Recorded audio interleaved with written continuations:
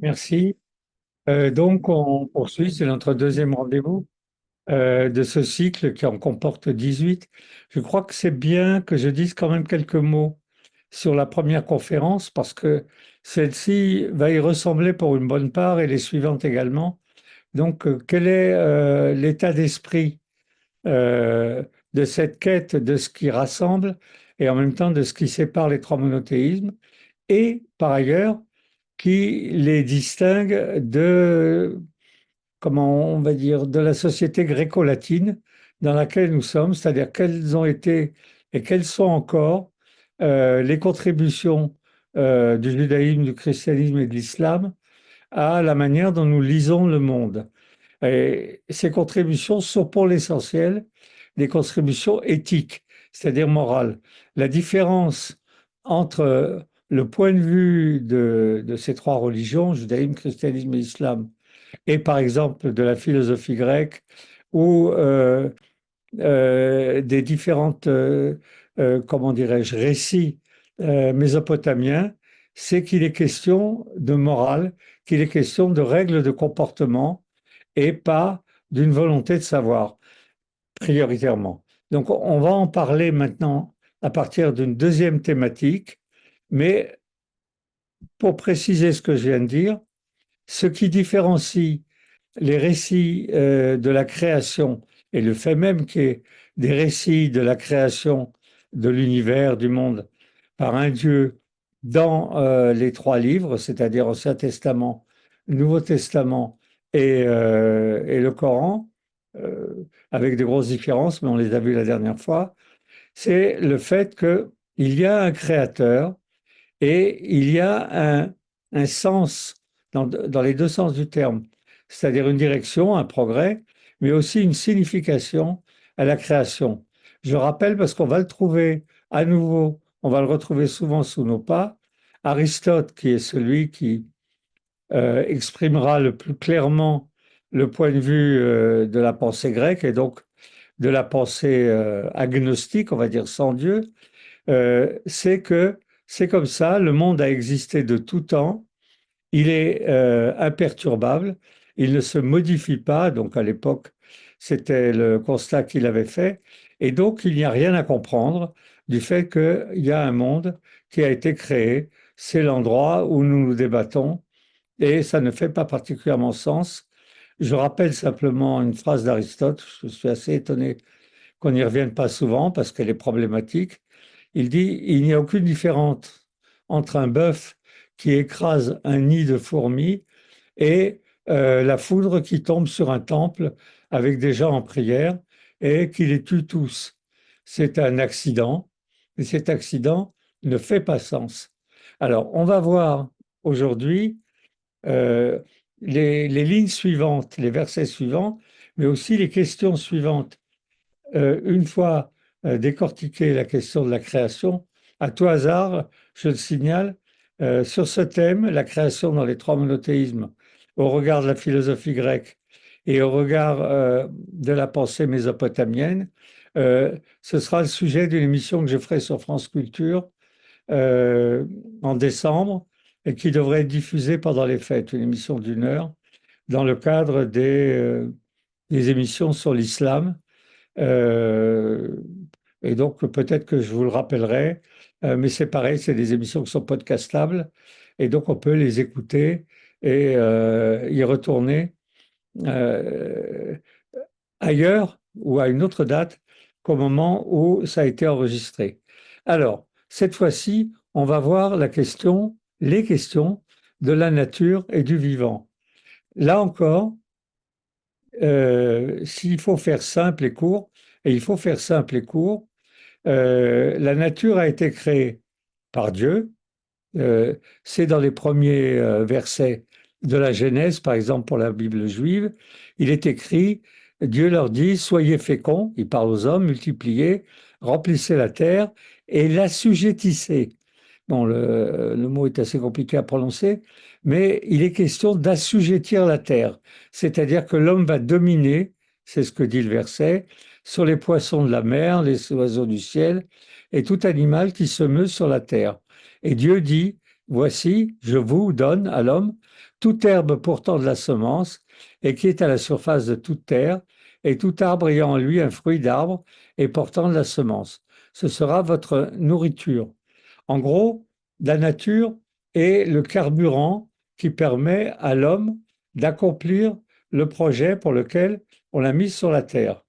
La nature n'a pas une autre fonction que d'être assujettie à l'homme, et en particulier, elle ne s'apprête pas à être, comme c'est le cas dans les religions antiques, euh, et encore pour certains cas aujourd'hui, on va y revenir à la fin, elle n'est pas une voie d'accès vers la divinité. Il ne sert à rien, dans le judaïsme, le christianisme et l'islam, d'interroger les plantes, les arbres, le vivant, on va en parler, mais c'est un peu pareil, la nature, pour connaître les intentions de Dieu.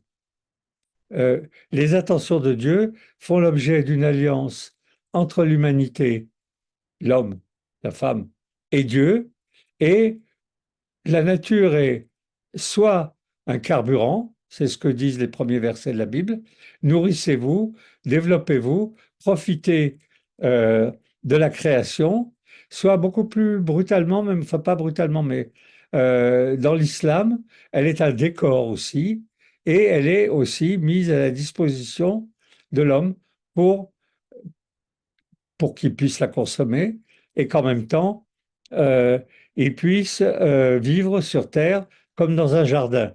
On va le voir assez rapidement, mais on connaît ça. Il n'y a que les chrétiens qui sont encore plus hors sol que les juifs et les musulmans, qui, eux, ne vont pas s'intéresser du tout à la nature, à part quelques cas isolés comme Saint François d'Assise avec les oiseaux, parce que la nature ne les intéresse pas. Ils ne sont pas prévus pour rester sur Terre, ils sont prévus pour euh, s'améliorer de telle façon qu'au ciel, ils pourront vivre la vraie vie, je parle ici des chrétiens, et donc le statut de la nature est un statut qui les indifférait parce que tout a changé depuis pratiquement une cinquantaine d'années, en tout cas depuis l'après-guerre avec l'écologie. Donc, euh, l'univers, il ne subit pas une entropie qui le mène à sa ruine, mais au contraire, il y a une sorte de négantropie, c'est-à-dire il se développe, et en se développant, il permet à l'homme de se développer. Et dans Job, c'est un texte un peu étonnant, Dieu dit à Job, regarde, voici l'hippopotame à qui j'ai donné la vie comme toi. Il mange de l'herbe comme le bœuf, le voici. Sa force est dans ses reins et sa vigueur dans les muscles de son ventre. En fait, Dieu dit à l'homme, à Job ici, est-ce que tu aurais été capable de créer des choses aussi magnifiques et complexes? Mais ça ne donne aucun statut à la nature, en tout cas aucun statut exceptionnel. Vous voyez bien ici où est l'ennemi, parce que tous ces textes, que ce soit sur la création, qui s'opposent au point de vue d'Aristote et qui s'opposent au point de vue des Mésopotamiens, ou ici la question de la nature et du vivant, c'est une réponse au fait qu'il y a un culte de la nature et du vivant et dans les autres religions, et que ce culte de la nature et du vivant est un culte qui dévie l'humanité de son véritable projet et de son véritable objet. Il est le seul, l'homme et la femme sont les seuls à avoir une dignité et un propos que n'ont pas les arbres, les fleurs, les oiseaux. J'arriverai rapidement à ce qui se passe maintenant, où on a une sorte de renversement dans cet ordre qui a duré plus de 18-19 siècles et qui consiste à donner autant de dignité à la nature et aux animaux qu'à l'homme, parce qu'ils sont des corps sensibles et souffrants. Mais à ce moment-là, on voit bien ce qui est en train de s'effondrer, à savoir, est-ce qu'on peut recevoir des ordres et est-ce qu'on peut adapter un comportement éthique en fonction de la préservation, non pas des hommes, mais de la préservation des plantes, de la préservation des arbres, de la préservation des animaux, et le fait que le vivant et la nature prennent maintenant une place aussi importante, euh, sauf peut-être des paysages, sauf peut-être le territoire sur lequel se déploie l'humanité, mais en même temps enlève toute priorité à l'homme. Et on va le voir avec la question de l'âme. La question qui va se poser, c'est l'homme a une âme, donc c'est une parcelle de divinité en lui, que ce soit dans le judaïsme, dans le christianisme et dans l'islam. Par contre, s'il fait partie de l'environnement naturel, il est juste vivant et sa vie n'a pas plus de signification que celle, on va le voir, je vais vous raconter une petite histoire, que qu'un âne, par exemple, c'est un animal adorable, mais je vous la donne tout de suite d'ailleurs. Euh, cette question de est-ce que les animaux ont une âme, à l'époque de Descartes, un peu avant, au XIIe siècle de notre ère, lorsque le Moyen Âge a commencé à rebattre les cartes sur toutes ces questions, question de la création, est-ce que le monde a été créé, est-ce qu'il n'a pas été créé par Dieu ou pas, s'est posé la question, est-ce que les animaux ont une âme?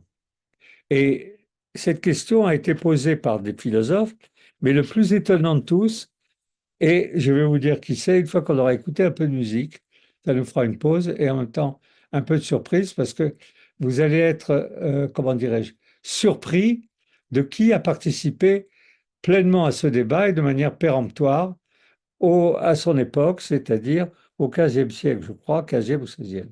Donc la musique que j'ai choisie, c'est une musique, des musiques d'Edvard Grieg, qui est un compositeur norvégien 1843 à 1907. Et il est très porté, comme beaucoup de Norvégiens, j'ai pu le constater sur place, sur la contemplation de la nature. Connu, Grieg, pour ses petites formes pour piano, et pour Peer Gynt, qui est le dernier extrait qu'on écoutera à la fin. Donc, premier extrait qui est tiré d'une suite qui s'appelle la suite Holberg, numéro 40. On en écoutera 3 extraits. Premier.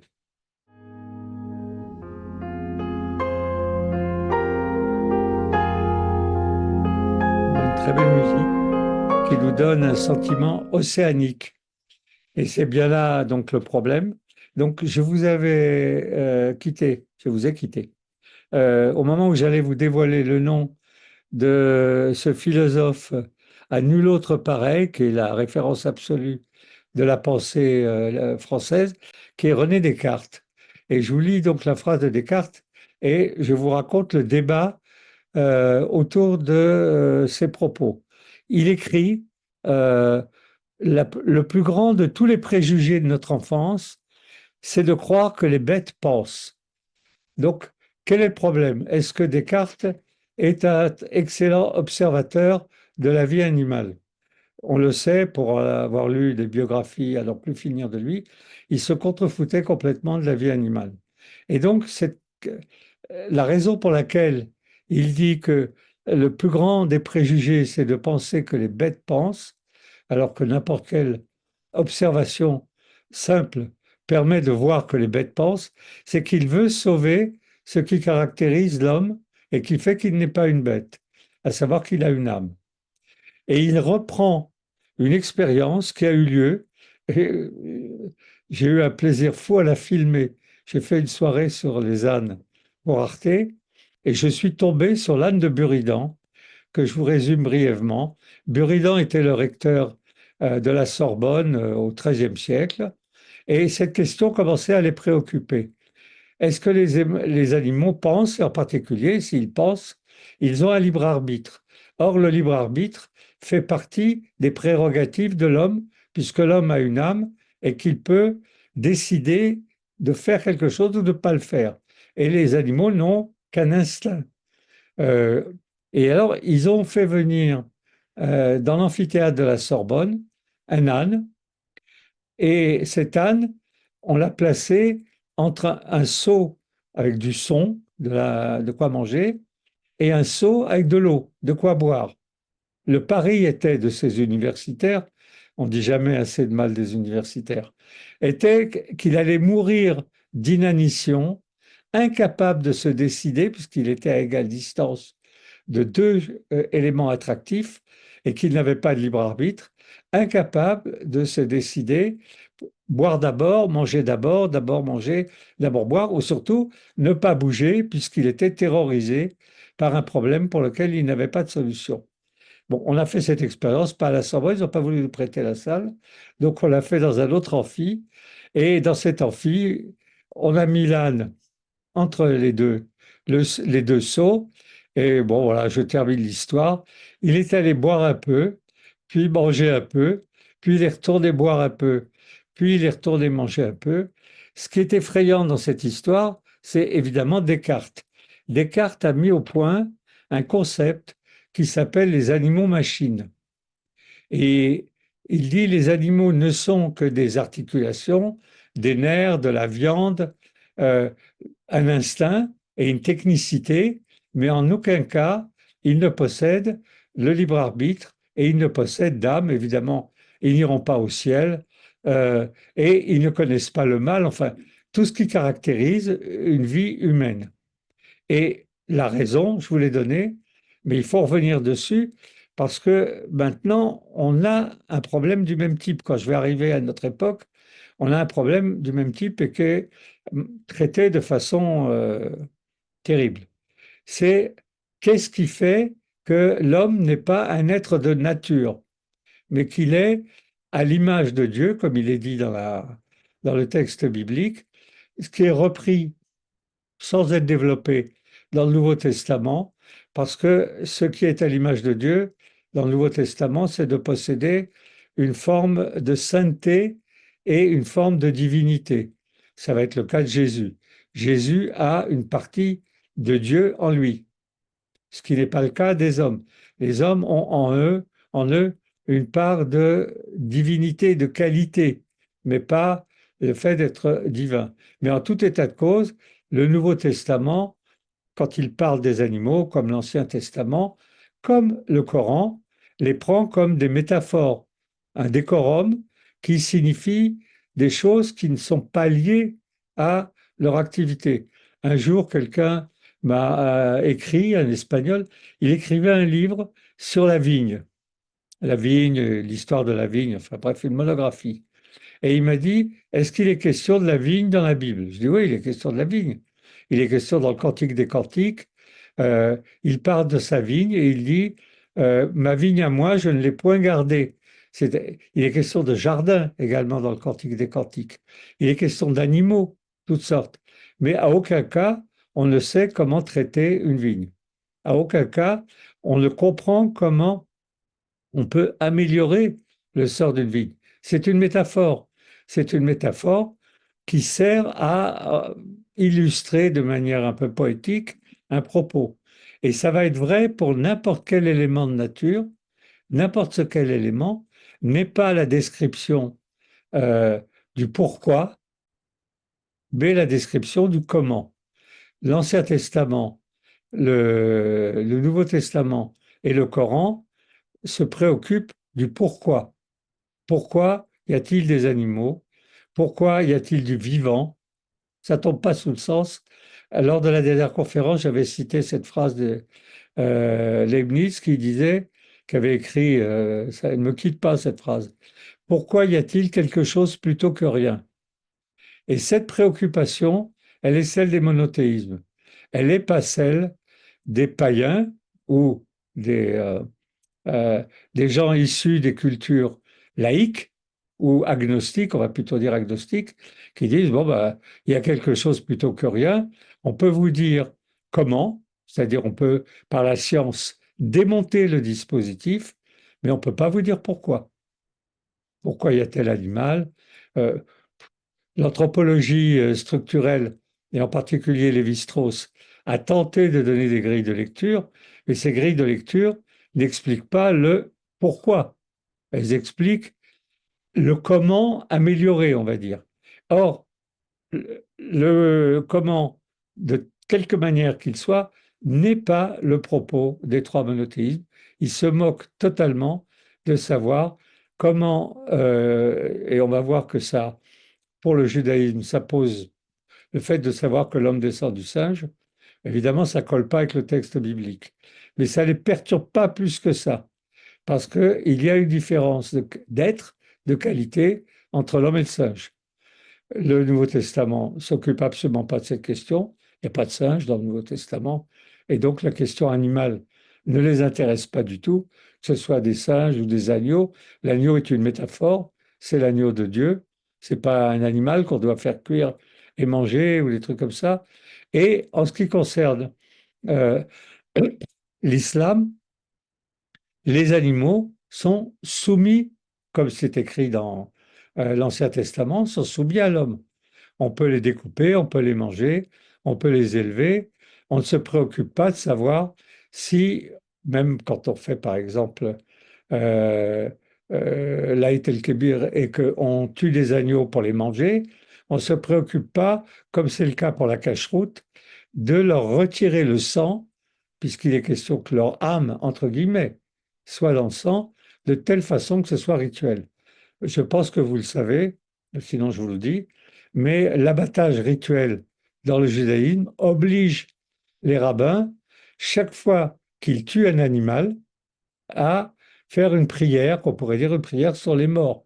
C'est-à-dire, on lui ôte la vie à l'animal et le rabbin doit euh, dire une phrase courte, parce que quand il travaille dans des abattoirs qui sont des abattoirs industriels, et là encore, petite anecdote, mais on est là pour ça aussi, en tout cas moi je suis là pour ça aussi.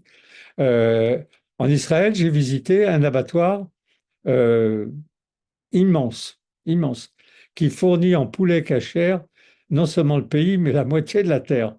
Et évidemment, c'est tenu par des marxistes et des gauchistes, des gens du kibbutz. Mais il y a un rabbin, et les poulets passent devant lui avec un couteau. Il leur tranche la gorge, et il dit cette petite phrase, qui est une prière, et il passe au poulet suivant. Ce qui limite évidemment le rythme de l'abattage.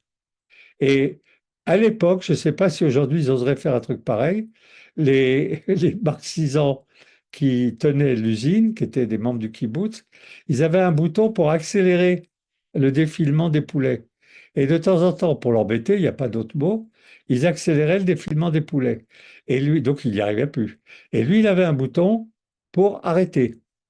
Donc, la question de comment on ôte la vie à des animaux, elle est centrale dans la nourriture cachère. Elle n'est pas très importante, il n'y a pas de prière par exemple, dans l'islam, et elle n'est pas traitée par le christianisme. À savoir que les animaux, sauf par exemple, ça va être le cas avec les Fioretti de Saint François d'Assise, portent, ne portent pas une part de divinité, et donc l'homme reste l'objet de la création. Après, euh, il y a, par exemple, chez Saint François d'Assise, dans les oiseaux et tout ça, il y a quelque chose qui ressemble à la bénédiction de la création par Dieu. Mais, bon, Saint François d'Assise, on n'a pas de détails là-dessus, mais je pense qu'il ne mangeait pas de viande. Mais les chrétiens ne sont pas interdits de manger de la viande. Et donc, d'une façon ou d'une autre, ils sont, comment dirais-je, à l'intérieur du dispositif qui continue à séparer l'homme du règne animal, l'homme de la nature. Et cette question va trouver un développement euh, assez rapidement dans les trois monothéismes, c'est la question de l'avortement. A-t-on le droit de supprimer des vies? Et que ce soit dans le Talmud, donc dans les premiers siècles de notre ère, que ce soit dans les premiers textes du christianisme, ou dans les décisions des imams, donc dans les premiers siècles de l'islam, le point de vue est différent, mais il est intéressant de voir comment c'est traité. Donc, le judaïsme dit, comme il n'y a pas de péché originel, l'avortement n'interfère pas avec les droits d'immortalité ou de destinée du fœtus.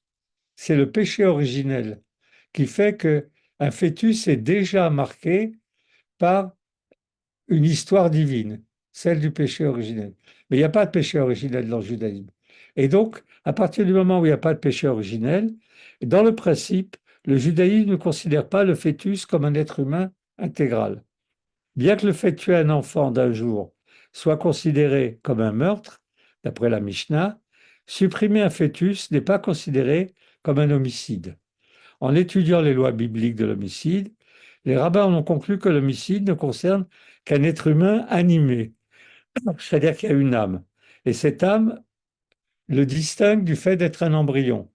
Et donc, toutes sortes de décisionnaires rabbiniques ont dit que à partir de 40 jours, c'est des recherches, des études, on considère que l'embryon a une âme. Donc, jusqu'à 40 jours, le, l'avortement est autorisé.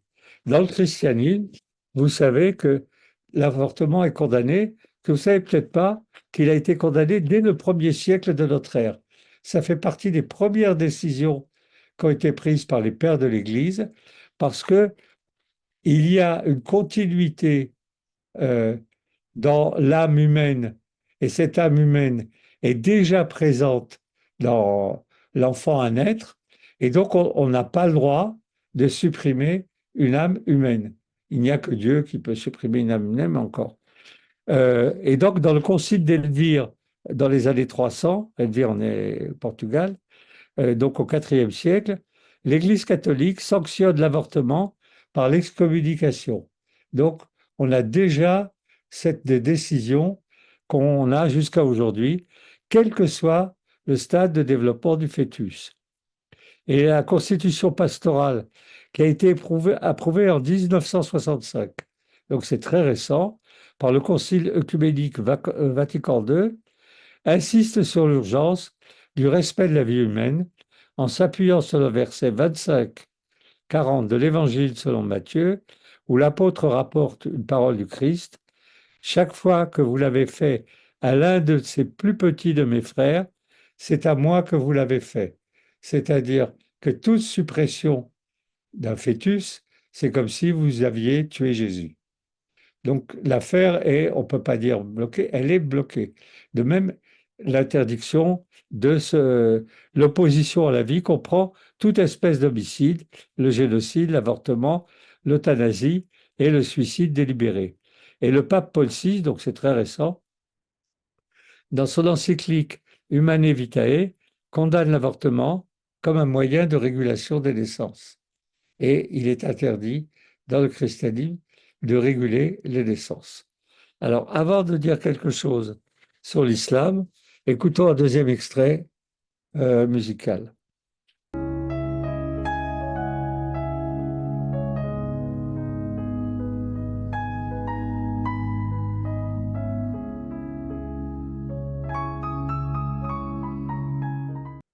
Alors, pardon.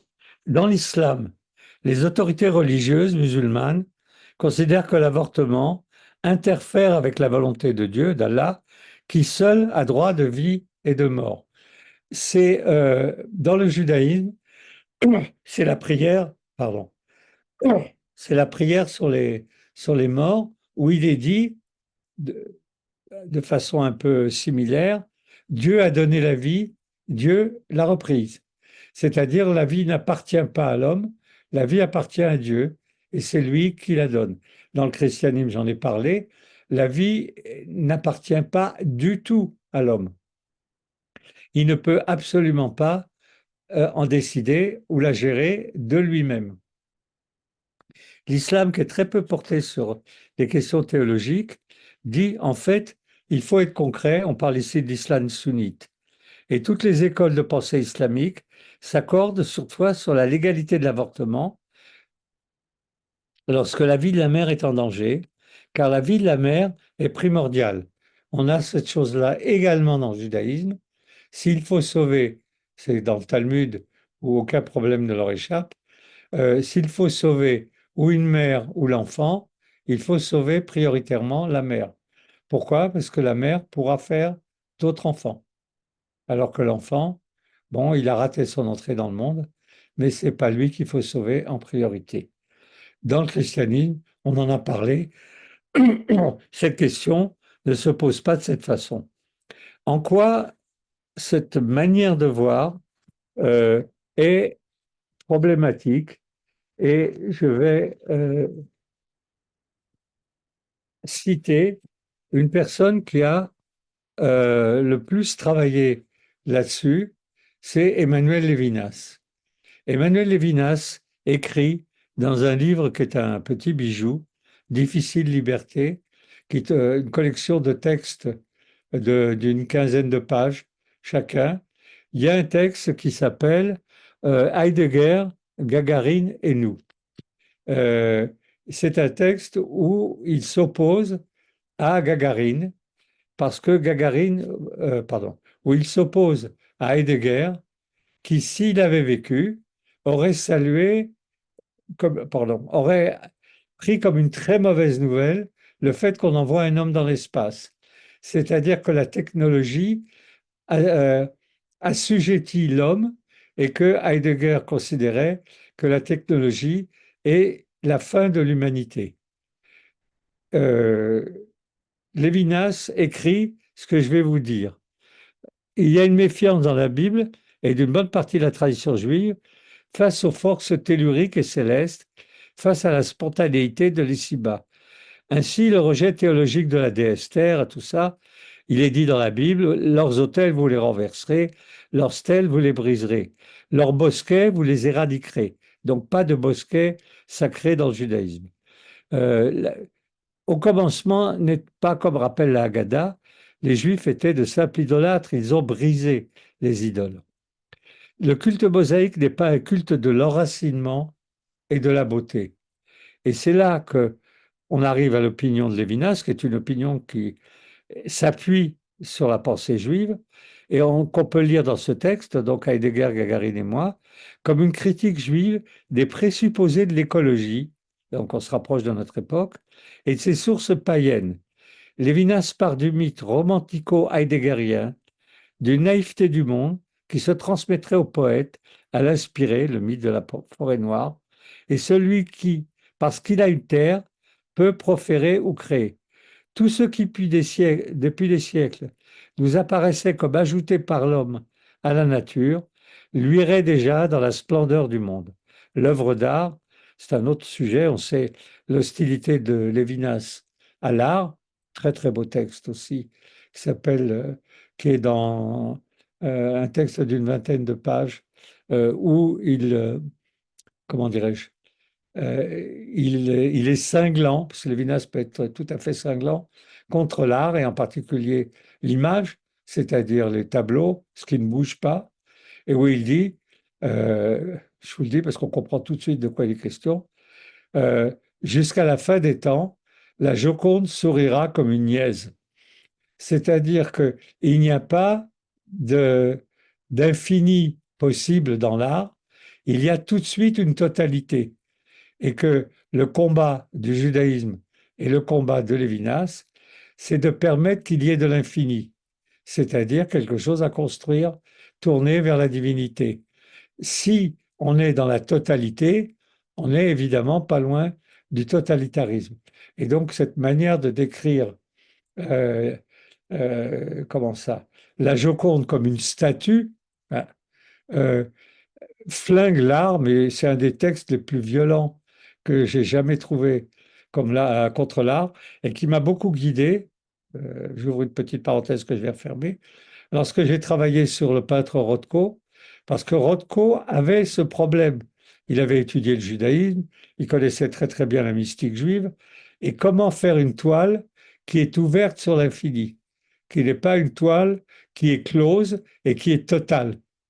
Et ça l'a préoccupé tout le temps, jusqu'à sa mort. Et ça m'a préoccupé également. Alors, l'œuvre d'art, éclat de l'être et non pas invention humaine, fait resplendir cette splendeur antéhumaine. C'est ce que dit Heidegger. Le mythe se parle dans la nature elle-même. La nature est implantée dans le langage premier qui, en nous interpellant, fonde seulement un langage humain, continuité entre la pureté de l'esprit et son environnement physique. Donc Lévinas propose la destruction des bosquets sacrés et argumente. Nous comprenons maintenant la pureté de ce prétendu vandalisme. Le mystère des choses est la source de toute cruauté à l'égard des hommes. On va arriver à l'écologie aujourd'hui et au fait que tout ce qui est vivant a autant de valeur et mérite autant, sinon plus, d'être respecté que l'homme. C'est-à-dire, vous pouvez massacrer des gens parce qu'ils ont bousillé votre jardin. Et le mystère, je rajoute cette phrase, je répète cette phrase, le mystère des choses est la source de toute cruauté à l'égard des hommes. Le judaïsme de Lévinas est un judaïsme anti-lumineux et anti-extatique, un judaïsme de la séparation, où la pure transcendance du divin coïncide même avec une forme d'athéisme, et ainsi de suite. La technique comme la démocratie et la science juridique permettent, et c'est le cas de Gagarine, de décoller du sol, de ne pas dépendre d'un terroir, il est dans le ciel, le Gagarine, et donc de rejoindre un état d'esprit qui est celui des trois monothéismes, qui sont hors sol.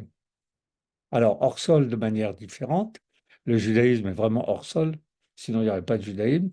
Le christianisme est moyennement hors sol. En gros, il est hors sol. La figure principale et centrale du christianisme, c'est l'homme.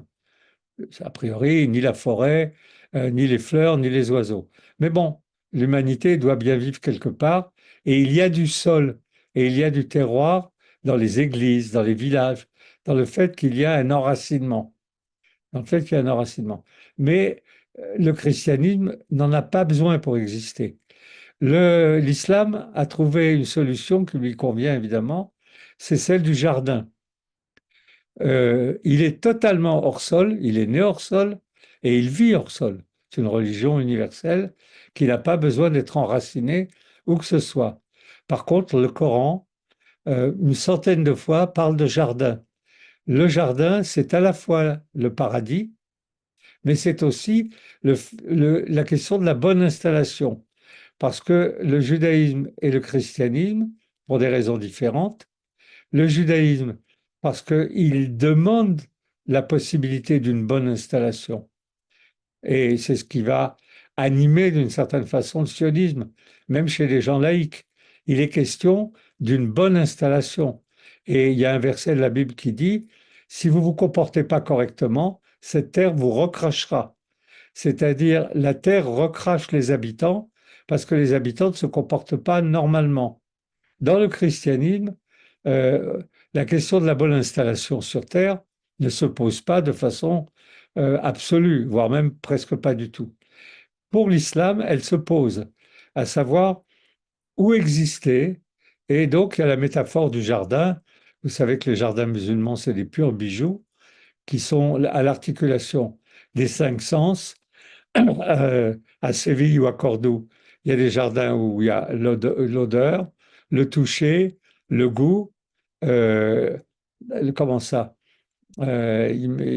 l'ouïe avec les oiseaux, et il en manque un, et l'esthétique, à savoir le sixième sens. Il y a un sens esthétique.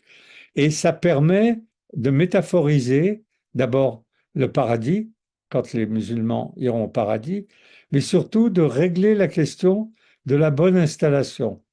Une bonne installation est possible. Et donc, bien que l'islam soit une religion hors sol et hors territoire, la demande qu'ils aient un territoire et qu'ils aient un sol est suffisamment forte pour qu'ils puissent exprimer cette demande de façon violente. Mais ils ne l'expriment pas en liaison avec la nature, avec les oiseaux. Ça, c'est le décorum. Ils disent pas on veut des endroits où la terre est plus féconde qu'ailleurs. Non, ils veulent les endroits où ils peuvent se poser. Et c'est pareil pour le judaïsme, qui ne réclame pas une terre où coule le lait et le miel. C'est une métaphore d'ailleurs. On ne voit pas bien à quoi elle ressemblerait. Un endroit où coule le lait et le miel, on évite englué. C'est juste pour dire que c'est une terre qui est splendide. Or, pour ceux qui connaissent, et on les voit tous les jours à la télévision, des images de la Judée, de la Palestine, d'Israël, enfin de ce bout de territoire, s'il y a vraiment un truc qui ne ressemble pas à une terre qui, c'est la rocaille. Il n'y a pas plus de terre où coule le lait et le miel. Partout où il y a de la végétation un peu luxuriante, elle est arrosée et plantée par l'homme. C'est-à-dire, sinon c'est de la pavasse. Donc, on n'est pas dans des logiques euh, de terroir, à aucun moment, et l'esprit de la terre, qui, d'après Barès, ne saurait mentir, la terre ne saurait mentir, est un esprit qui est totalement euh, absent de ces trois monothéismes. Alors, pour, on va écouter encore un morceau de musique. Je vais rentrer dans l'époque moderne et puis après, on va faire la place aux questions. Alors, le morceau suivant, c'est encore une suite Holberg, numéro 40, mais c'est un peu plus loin dans ce morceau.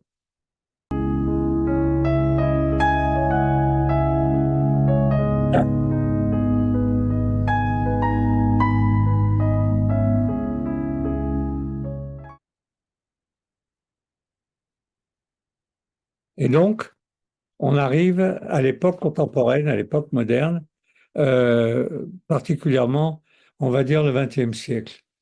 Euh, la Révolution française et les Lumières ont vu la victoire, d'une certaine façon, de la science et de l'aristotélisme. C'est-à-dire que en s'interrogeant sur la nature et le vivant, la question va être à chaque fois comment et non pas pourquoi. La question du pourquoi va être abandonnée et les religions, en particulier pour ce qui nous concerne, les trois monothéismes, vont continuer à s'interroger sur le pourquoi.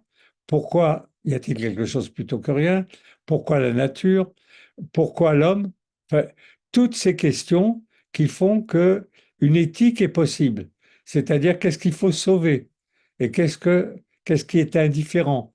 Et évidemment, si on se réfère au premier verset de la Bible, s'il faut sauver l'homme plutôt que la nature est exploitable jusqu'à ce qu'il n'en reste rien, parce qu'il est question de sauver l'homme, de lui permettre de s'améliorer et pas de permettre aux arbres euh, de vivre. Une petite anecdote encore, parce qu'on a un petit peu de temps.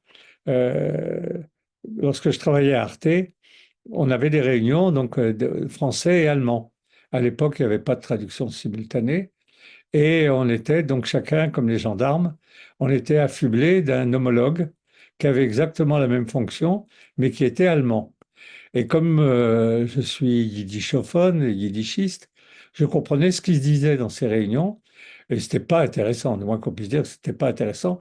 Mais surtout, ça me fatiguait d'écouter la traduction, puisque j'avais déjà vu de quoi il retourne. Et donc, je lisais le journal le plus discrètement possible. Et à un moment, dans l'IB, je vois un petit entrefilet où il est écrit un père de famille allemand euh, a précipité sa femme et ses enfants en voiture contre un arbre. Tout le monde est mort, mais il a laissé un papier où il est écrit mon assurance paiera les dégâts causés aux arbres. Et donc, je passe ça à mon homologue allemand et il me dit, mais c'est normal, les arbres n'ont rien fait. Et alors, j'ai compris que pour lui, 4 morts, dont 2 enfants, peut se penser en termes d'équivalence avec des arbres qui sont innocents. C'est la pensée des Fundi, c'est-à-dire des écologistes allemands qui ont failli l'emporter s'il n'y avait pas eu Joschka Fischer et Cohn-Bendit, à savoir qu'ils ont incité une écologie humaniste. C'est-à-dire, on voit bien quand on écoute Cohn-Bendit qu'il est écologiste, mais à mon avis, il ne fait pas la différence entre un âne et un mulet ou un truc comme ça. C'est une pétition de principe. C'est pas l'amour de la terre. Il a d'abord jamais connu la moindre terre. Il a toujours été un citadin et un urbain. Donc, c'est pas l'amour de la terre qui l'a rendu écologiste. Mais le problème est là. Le problème, nous l'avons, à savoir que les dégâts qui ont été causés à la terre et aux vivants, avec les guerres, mais pas seulement, avec toutes sortes de maladies, des épidémies, des trucs comme ça, sont telles que se pose la question de est-ce qu'il faut vraiment donner la priorité à l'homme, l'homme étant, dans une logique qui est un peu gnostique, celui par lequel le mal arrive, le mal M-A-L. Et ça, c'est la pensée d'Heidegger. Heidegger dit la nuisance qu'il y a sur Terre, en ce sens, il est un protestant plus. La nuisance qu'il y a sur Terre, c'est l'homme. La nature, elle, elle est paisible. Les animaux ne demandent qu'à vivre, les oiseaux ne demandent qu'à chanter, les fleurs ne demandent qu'à fleurir.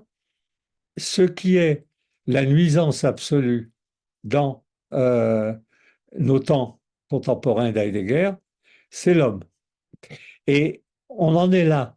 C'est-à-dire, on est dans un point, peut-être qu'on a franchi déjà, un point de bascule où la stratégie et la logique des trois monothéismes, à savoir, on n'accorde aucune importance particulière à la nature, on n'accorde aucune importance particulière au vivant, on accorde une importance centrale à l'homme.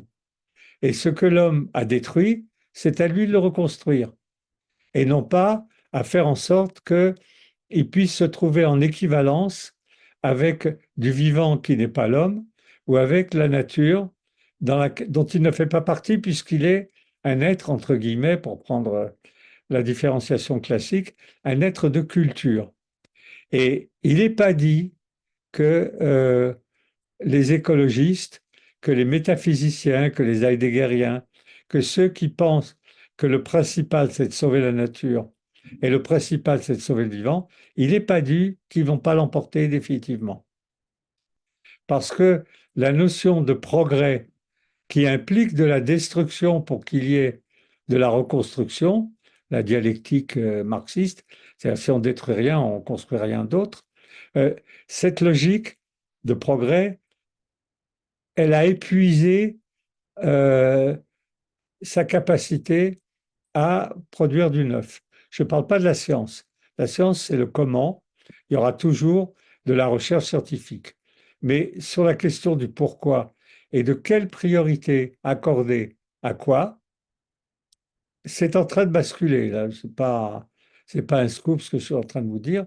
Et donc, c'est une bataille que les trois monothéismes avaient menée et que d'une certaine façon, c'est-à-dire l'homme au centre et le pourquoi au centre plutôt que le comment, c'est une bataille qu'ils sont en train de perdre.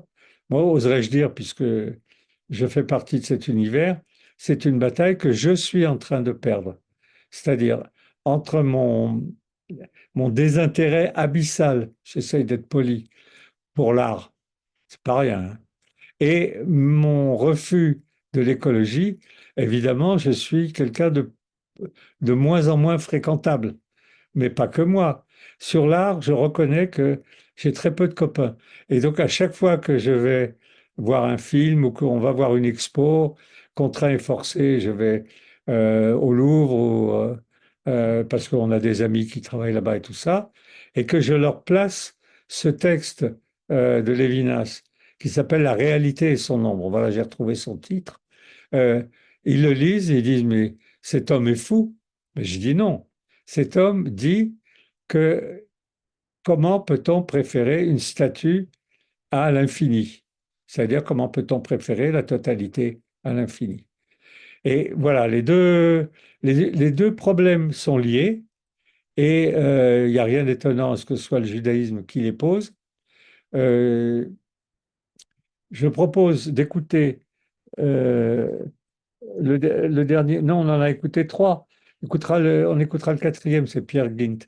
Après, d'arrêter et de laisser du temps pour vos remarques et vos questions. Sinon, j'ai d'autres trucs à vous raconter, mais faisons une pause et remarques et questions.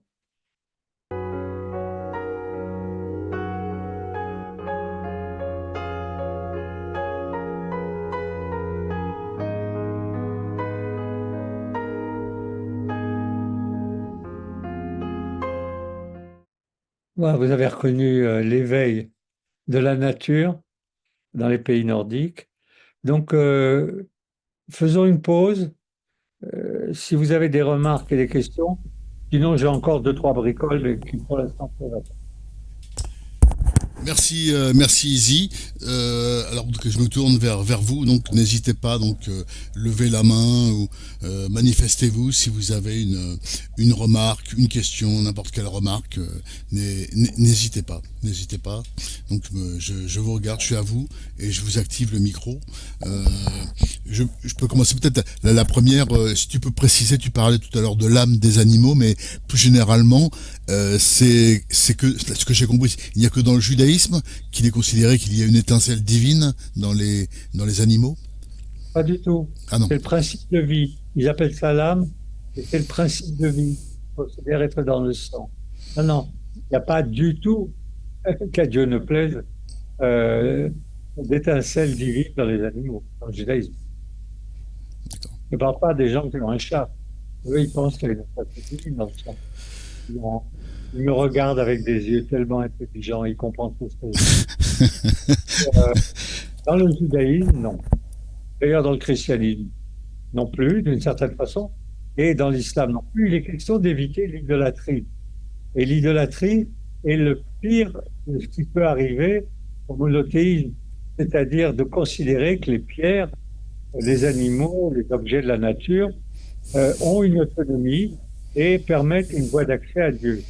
Il y a une phrase qui est tirée d'un poème d'une poétesse magnifique qui s'appelle Léa Goldberg, où elle dit, à propos de la nature, tu es l'énigme et moi je la pose.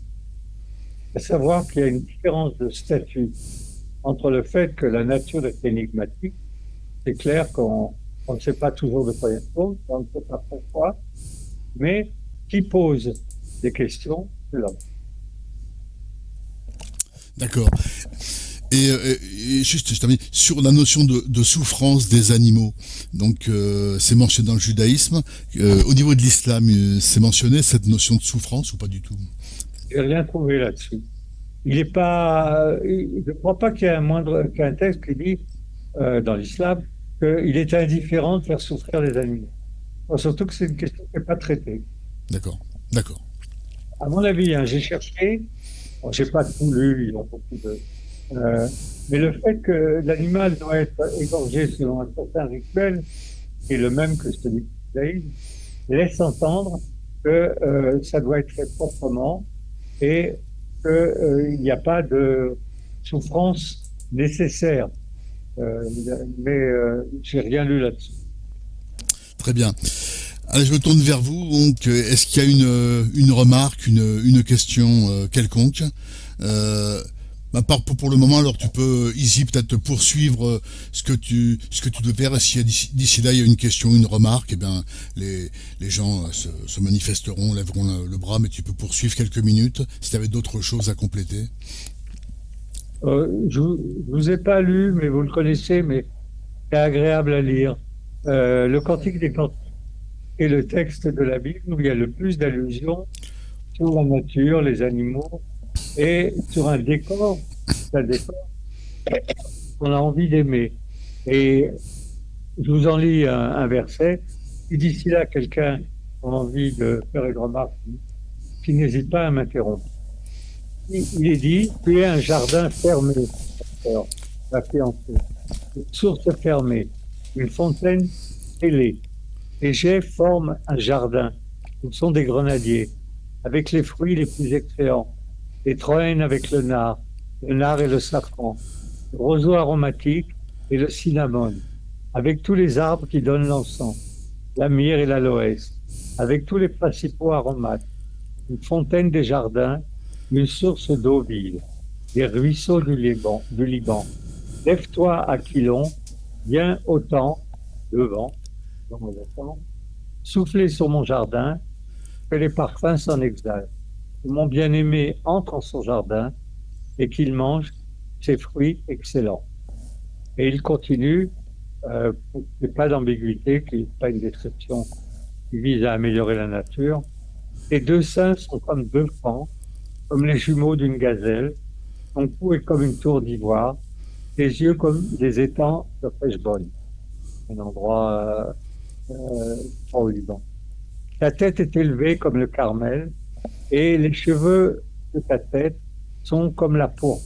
Un roi est enchaîné par des boucles, que tu es belle, que tu es agréable, ô mon amour, au milieu des délices. Ta taille ressemble au palier, et tes seins à des grappes. Je me dis, je monterai sur le palier, j'en saisirai les rameaux, que tes seins soient comme les grappes de la ville, le parfum de ton souple comme des pommes, et ta bouche comme un vin excellent, qui coule aisément pour mon bien-aimé, et qui glisse sur les lèvres de ceux qui s'endorment. Le premier truc qui frappe quand on écoute le texte de votre idée très beau, c'est que il a obtenu de figurer dans l'Ancien Testament au dernier moment. Il y a eu une controverse assez violente entre les décisionnaires, les rabbins décisionnaires du 1er et du 2e siècle de notre ère. Ajoute-t-on ce texte ou pas? Parce que Dieu n'y est mentionné nulle part. Il n'est pas question de Dieu, il est question d'un récit, euh, d'un beau poème amoureux. Finalement, on ne sait pas pourquoi il a été mis là. Euh, les mystiques juifs ont considéré que c'était une voie d'accès à la divinité et donc ont métaphorisé la totalité comment dirais-je, des allusions. Par exemple, les deux saints sont comme deux pans. Ils ont dit c'est les deux tables de la loi. Et euh, tout à l'avenant. À ce moment-là, il n'y avait plus, comment dirais-je, de présence charnelle. Il y avait simplement un mot pour un autre. Mais c'est le texte de la Bible où il est question de nature, où il est question de plantes, où il est question de beauté, mais il n'y a aucun culte. Il n'est pas donné le moindre culte à quelqu'un pose une question. Alors c'est Isabelle, oui. Si la nature n'a... Allez-y, vas-y. Si la nature n'a pas d'intérêt, comment interpréter l'histoire de Noé, où il est dit que l'homme est puni en partie pour avoir souillé la terre et tué des animaux pour se nourrir, et où l'objectif est de sauver la création avant tout? Non, l'objectif est de sauver l'humanité, c'est-à-dire de recommencer. Il y aura d'autres épisodes de ce type dans la Bible, en particulier la survie de Moïse. L'humanité ayant, avec la tour de Babel, ayant eu l'ambition d'atteindre le ciel à partir de ses propres moyens, il a fallu détruire l'humanité. Et l'objectif de l'Arche de Noé est de refaire une création, non pas de la sauver parce que, comment dirais-je, elle est digne d'être louée. Il n'est pas question ici de prière ou d'invocation portée à la nature. Il est question de recommencer la création. Donc parce que il y a eu une création, Dieu a installé l'homme et la femme dans le jardin d'Éden, ils ont fauté et donc il a fallu recommencer. Puis il a fallu recommencer à nouveau avec la génération de Noé.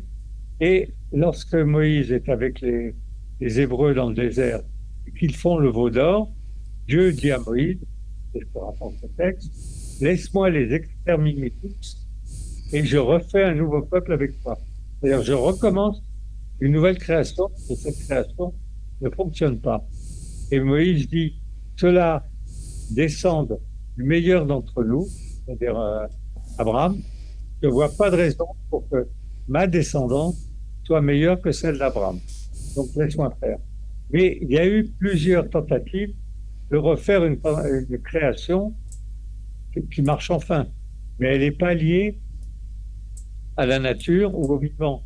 Elle est liée au fait que l'homme s'est comporté de façon inexcusable. Merci. Merci Izzy, merci Isabelle. Une dernière remarque ou commentaire avant de conclure. Bah écoutez, merci infiniment Izzy. Alors je vais réactiver d'ailleurs tous les sons. Alors, je vais juste résumer ce que j'avais fait pour la première conférence. Les enjeux des 3 monothéismes, c'est de donner du sens à notre présence sur Terre. La création, c'était la dernière fois. Le monde est créé et pas du tout d'après, comme le dit Aristote, existe de tout temps.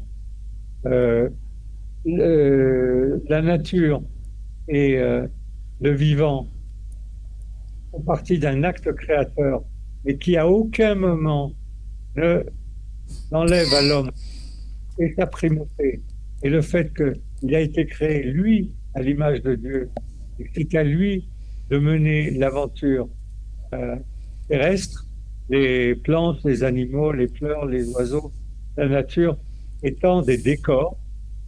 Et sur tous ces éléments, on va les voir lorsqu'on fera les conférences suivantes. Euh, Incontestablement, on est en train de perdre des points. Voilà. Je voulais dire ça. Merci. En conclusion. Merci, merci Izzy. Voilà, donc on termine ensemble. J'ai réactivé tous les micros. Hein, merci d'ailleurs Izzy pour cette conférence. Alors un mot avant de se quitter du programme à venir. Donc la semaine prochaine, donc c'est Maurice qui sera avec Maxime Decoux de la Sorbonne, parler de la littérature de la Shoah. Et Izzy, donc on vous retrouve dans 2 semaines pour parler de la place de l'homme et de la femme. Si vous voulez en dire un tout petit mot. On va continuer, puisque c'est toujours le premier chapitre de la Bible, c'est-à-dire c'est la Genèse. Il est donné à l'homme et à la femme, pas de la même manière, une place particulière, et cette place implique l'éthique, c'est-à-dire la morale. Donc on va voir comment est fondé le fait qu'il y a de la morale obligatoire, et que c'est le rôle de l'homme et de la femme de porter cette morale. C'est ça. C'est-à-dire, on verra après pour la loi, on le verra après. En fait, les 3 monothéismes ont pour objet de rendre ce monde habitable pour les hommes et les femmes. Et c'est ces choses-là qui sont en train de, comment dirais-je, de se délabrer. Et c'est pas une raison pour pas les étudier et donc de pas être à l'écoute de ces grands textes et du temps qu'ils ont passé à réfléchir sur ces questions. Merci beaucoup Izzy, donc on abordera ça donc dans 2 semaines. Donc la semaine prochaine, je répète, avec Maurice et Maxime Decoux de la Sorbonne, littérature de la Shoah, et on retrouve Izzy sur ce thème-là dans 2 semaines. Merci infiniment Izzy, merci à vous pour votre participation. Évidemment, comme l'a dit Izzy, cette vidéo, cette conférence sera disponible en podcast sur YouTube, sur la chaîne qui s'appelle Association Hebraïca. Il y a près d'une centaine de conférences, enfin toutes les conférences Hebraïca depuis 5 ans que la chaîne a été créée. Donc vous pouvez la revoir tranquillement et la faire partager avec tous vos proches, toutes vos relations. Merci infiniment à tous. Merci Izzy. Et on se quitte avec Merci à tous. Merci absolument. Izzy. Merci beaucoup. Avec le générique.